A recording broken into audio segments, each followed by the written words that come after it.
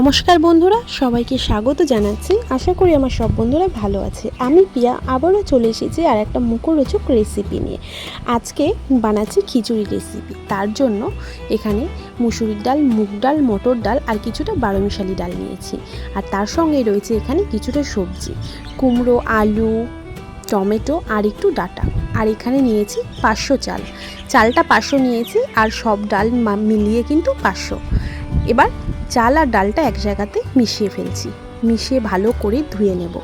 আর এখানে কিন্তু আগে হাঁড়িতে জল গরম বসিয়ে দিয়েছি। এখন চাল ডালটা ধুয়ে নিয়ে ভালো করে কিন্তু হাঁড়ির মধ্যে দিয়ে দিচ্ছি।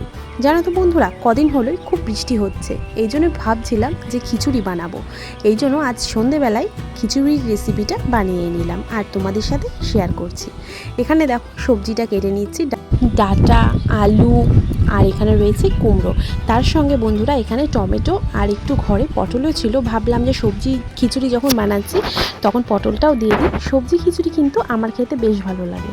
তোমরা কে কে পছন্দ করো জানাবে।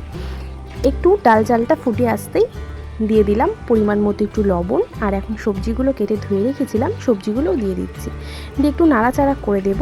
আর এখানে কিছুটা কাঁচা লঙ্কা চিড়ে রেখেছিলাম, কাঁচা লঙ্কাটাও দিয়ে একটু নাড়াচাড়া করে নিচ্ছি।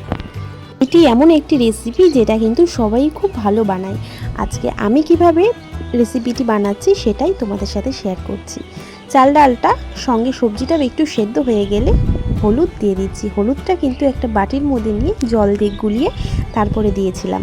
আর এখানে একটু জিরের গুঁড়োও নিচ্ছি। জিরের গুঁড়োটাও এই দেখো জল দিয়ে ভালো করে গুলিয়ে তারপরে কিন্তু দিয়ে দিচ্ছি। না হলে যদি এমনি দিয়ে দিই তাহলে কিন্তু কী হবে বলো তো বন্ধুরা, হলুদগুলো কিন্তু দলা পেকে যাবে। এই জন্য ভালো করে গুলিয়ে তারপরে দিলাম।